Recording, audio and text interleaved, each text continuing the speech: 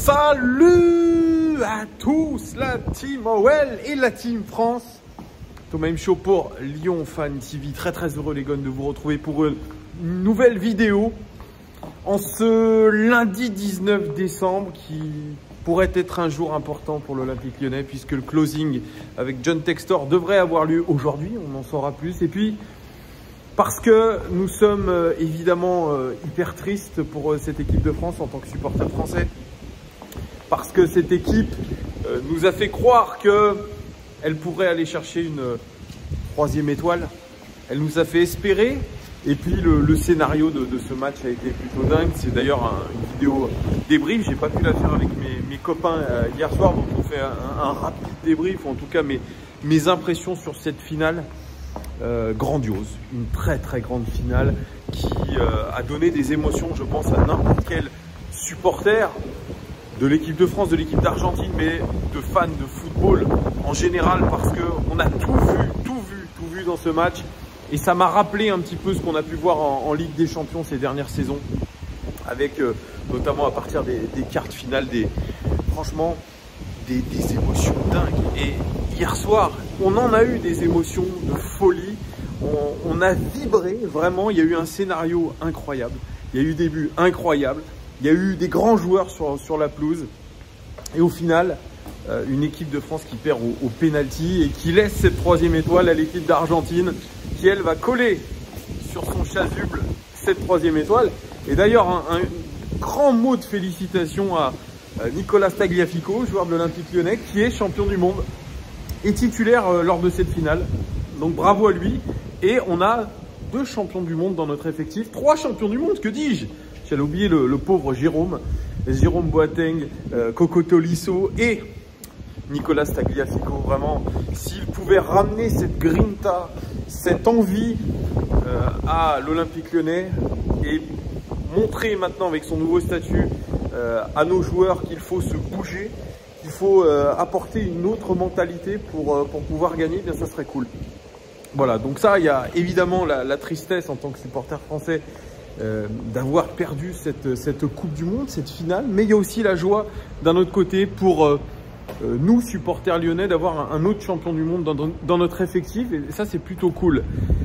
Après cette finale, c'est vrai, on ne pouvait pas en attendre grand-chose quand on est joueur de l'équipe de France, parce que quand vous cadrez votre premier tir à la 70e minute, que vous ne jouez pas la première mi-temps, et ça a rappelé l'Olympique Lyonnais. D'ailleurs, il y en a beaucoup qui ont mis sur les réseaux sociaux. J'ai l'impression de voir l'Olympique Lyonnais contre l'Argentine. Oui, c'est un petit peu ce qu'on a tous ressenti quand on a vu le match. On s'est dit, mais où est l'équipe de France? Où est cette équipe de France qui est capable d'accélérer le jeu, de créer des choses? Où est Antoine Griezmann? Où est Kylian Mbappé? Où est même peut-être Adrien Rabiot qui a été si bon sur cette compétition? Où est Ousmane Dembélé qui a fait réellement un mauvais mondial? Et ça, c'est le moins qu'on puisse dire. Où est Olivier Giroud aussi, qui a été décisif? Il y a eu ce fameux virus pendant la préparation de cette finale qui a perturbé un peu tout le monde. Didier Roustan parlait de 90% de l'effectif touché par le virus. Eh bien, on l'a remarqué, on l'a vu, les joueurs semblaient diminuer, ne semblaient pas dans leur état normal. Et ça s'est vu, notamment Raphaël Varane, qui a été lui aussi touché par le virus, qui semblait apathique, incapable de trouver des lignes de passe correctes, d'aller jouer vers l'avant. Et cette équipe de France a subi la loi argentine, subi la grinta des Argentins, subi la quintessence du talent de Lionel Messi, qui a été bon quasiment du début à la fin. Lui aussi aller chercher ce titre qui lui manquait dans sa fabuleuse carrière. Lui peut-être aussi aller chercher un ultime ballon d'or avec peut-être un titre de champion du monde, qui sait. Donc tout ça était réuni pour avoir quand même une belle finale et une belle opposition. Mais l'équipe de France vraiment a été, je dirais, mise sous oxygène en première mi-temps, tant ils n'ont pas réussi à pénétrer dans les 30 derniers mètres de cette équipe argentine, même à tirer tout simplement au but. Et puis cette faute de Ousmane Dembélé sur Ángel Di María. Ángel Di María, on n'avait plus vu un niveau comme ça depuis 2018, c'est pour vous dire. lui aussi a été incroyable en tant que dribbleur pur en 1 contre 1 avec Koundé et ensuite avec Dembélé. Il a poussé à la faute Dembélé. Alors beaucoup me parlent d'arbitrage et là je fais un clin d'œil à Antoine des Éditos qui ne cesse de me parler de l'arbitrage catastrophique de monsieur Marcignac, noté 2 sur 10 par l'équipe. Marcignac qui est considéré comme l'un des meilleurs arbitres européens, voire mondiaux. Moi je suis pas tant d'accord que ça avec lui ou à ceux qui disent que il y aurait eu des problèmes d'arbitrage sur ce match. Je crois pas. Je crois qu'il a arbitré plutôt correctement. Il nous a quand même donné 2 pénaltys. Faut pas l'oublier. Il y aurait pu avoir carton rouge aussi pour Adrien Rabiot sur le tac quand il met un tacle à 2 Paul qui aurait pu lui casser la cheville. Donc je ne suis pas d'accord. Je pense qu'il y a eu, si on parle d'erreur d'arbitrage, on peut penser qu'il y a eu un équilibre. Désolé pour le vent. Il y a un vent de sud absolument catastrophique aujourd'hui. Moins froid, mais le vent est un petit peu compliqué à gérer. Donc, désolé si vous entendez un petit peu mal. J'ai essayé de me mettre à l'abri. Donc voilà, cet arbitrage, on peut pas le remettre en cause. Quand vous tirez vous faites votre premier tir cadré à la 70e, je suis désolé. C'est un miracle en tout cas qu'on ait réussi à aller en prolongation, qu'on ait réussi à aller au tir au but, et notamment grâce à un homme, Kylian Mbappé, meilleur buteur de la compétition, 8 buts, qui a sorti une prestation, je dirais, à partir de la 80e minute de très très haut vol. Ce garçon a été magnifique, on le sait, il a un talent fabuleux, il a cette capacité à, même en étant en difficulté dans un match, à se retrouver toujours dans des bonnes conditions pour pouvoir marquer, à avoir ce sang-froid aussi qu'il faut devant la cage.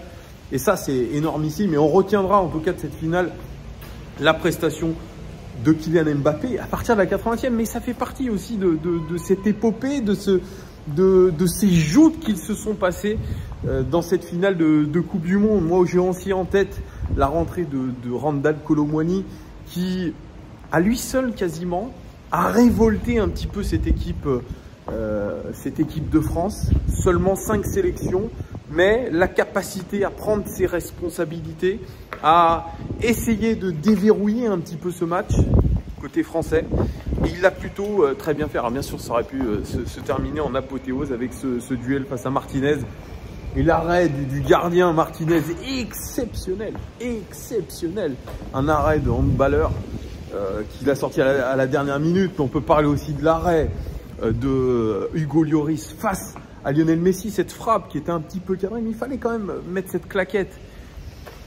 Il y a eu du combat, il y a eu des larmes aussi dans ce match-là, mais quelle belle finale de Coupe du Monde perdue au pénalty pour l'équipe de France. Alors, bien sûr, pénalty, c'est souvent la roulette russe. Et encore, aujourd'hui, les spécialistes, les analystes disent que des pénaltys, ça s'apprend, ça s'analyse, ça se travaille. Et il y a eu beaucoup dans cette Coupe du Monde des affaires de pénalty. Alors bien sûr, il y en a eu dans cette rencontre. Il y a eu le pénalty de Messi, il y a eu les 2 pénaltys de Kylian Mbappé, 3 avec le tir au but final. Et on l'a vu, Kylian Mbappé qui pourtant avait échoué lors de ce match face à la Suisse lors de l'Euro 2020. Eh bien cette fois-ci, il a tiré les pénaltys d'une très belle manière. Il les a bossés, il a bossé. Et quand je vois les 2 pénaltys tirés ensuite par Kingsley Coman et Aurélien Tchouaméni, on voit qu'il y a quelque chose qui n'a pas été bossé. Il y a quelque chose qui n'a pas été bossé. Ce sont des jeunes joueurs, surtout Aurélien Tchouaméni, mais à ce niveau-là, ça ne pardonne pas. Ça ne pardonne pas. On l'a vu notamment avec le Japon, auteur d'une séance de pénalty absolument apocalyptique dans cette Coupe du Monde face à l'Espagne. Il me semble que c'était face à l'Espagne, j'ai plus des idées très claires. Mais on voit que aujourd'hui, les pénaltys sont des choses importantes. Alors bien sûr, il y en a qui critiquent Hugo Lloris, incapable d'arrêter un pénalty. Il n'en a arrêté que 17 en carrière, il en a encaissé 95. On dit souvent d'Hugo Lloris qu'il est très bon sur sa ligne, mais que sur les pénaltys, il part 1 à 2 secondes avant que le tireur ait mis le pied sur le ballon, et en tout cas dans sa course d'élan. Donc peut-être aussi que c'est un point qu'il aurait dû travailler, parce que bon, il est plutôt en fin de carrière qu'en début.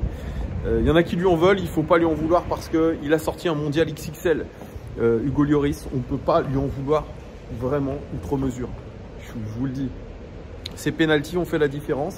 Ça montre que nous qui supportons l'Olympique Lyonnais, il faut les bosser. Il faut bosser. On a vu une séance de pénalty catastrophique contre Arsenal. Un peu mieux, un peu meilleur contre Liverpool. Ça se bosse. Il y a des bouquins qui sont sortis d'ailleurs, je crois. Il y a un bouquin qui s'appelle Comment tirer les pénaltys, où on analyse un petit peu comment il faut faire. On a notamment des sacrés tireurs de pénalty. Je pense à Neymar. Neymar, il a une façon de tirer les pénaltys qui est imparable quasiment. D'ailleurs, c'est comme ça qu'a tiré Lionel Messi son pénalty lors de la séance de pénalty. Ça se joue un peu, une finale, mais moi, je suis déçu, c'est sûr, je suis déçu. Mais je me dis que quand on commence à jouer seulement à partir de la 70e minute de jeu, on ne peut pas prétendre à beaucoup. C'est un petit peu comme l'OL qui joue une mi-temps sur deux. Un match de foot, c'est 90 minutes.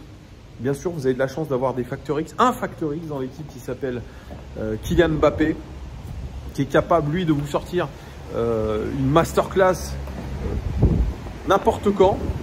On a dans cette équipe de France ce facteur X qui est Kylian Mbappé. À l'OL, on n'a plus de facteur X. On avait avant Memphis Depay, on a eu Paqueta. On l'a plus. Aujourd'hui, on est obligé de se baser sur un collectif, mais le collectif est faible. Donc vous voyez, c'est ça aussi. Dans le football, il y a ce facteur X qui fait la différence. Et aujourd'hui, c'est ce qui manque peut-être aussi à l'Olympique Lyonnais, en plus du collectif. Mais le collectif, comme je vous dis, est absolument médiocre. Il y a ce match-là qui va arriver contre Monza, qui sera le dernier match de préparation. Ce sera jeudi au Groupama Stadium. Mais voilà, pour en revenir sur cette Coupe du Monde, vraiment, moi j'ai vécu une Coupe du Monde fabuleuse. Je suis triste d'ailleurs, comme beaucoup, qu'elle se soit terminée. On parlait de boycott. Quand on voit les chiffres de la finale, notamment sur TF1, 29 millions en pic d'audience, 29 millions de personnes, record historique, qui ont regardé cette finale. On ne peut pas parler de boycott. Alors je veux bien qu'on parle des droits humains, mais on ne peut pas se cacher derrière tout ça. Si on parle des droits humains au Qatar et notamment dans la construction des stades, etc., on doit parler de tout ce qui se passe ailleurs dans le monde. Ça va de pair. Voilà.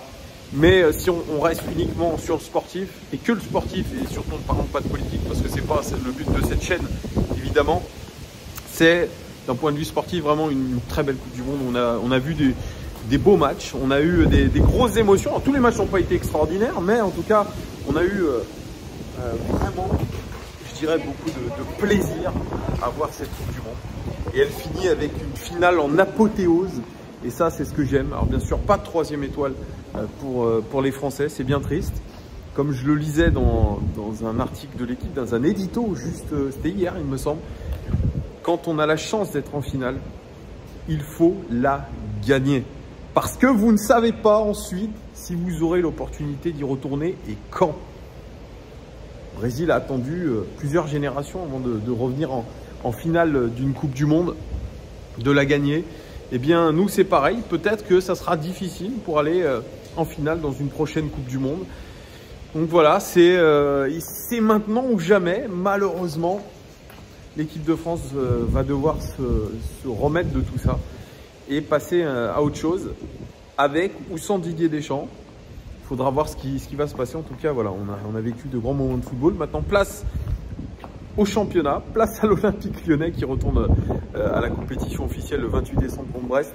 On va suivre tout ça avec attention, même si le cœur ne nous en dit pas trop par rapport au jeu qu'on a vu, aux émotions, et qu'on retombe dans l'Olympique Lyonnais, pardon, ça fait mal. Ça fait mal. En tout cas, on sera là pour débriefer, on sera là pour analyser. Il y a le mercato aussi qui va arriver. Voilà. On ne vous lâchera pas sur cette chaîne. En tout cas, merci de votre fidélité. Merci. N'hésitez pas, pour ceux qui ne sont pas abonnés, un abonnement, un like, un commentaire. Ça fait toujours plaisir. Je vous souhaite un très bon début de semaine et à très vite. Ciao.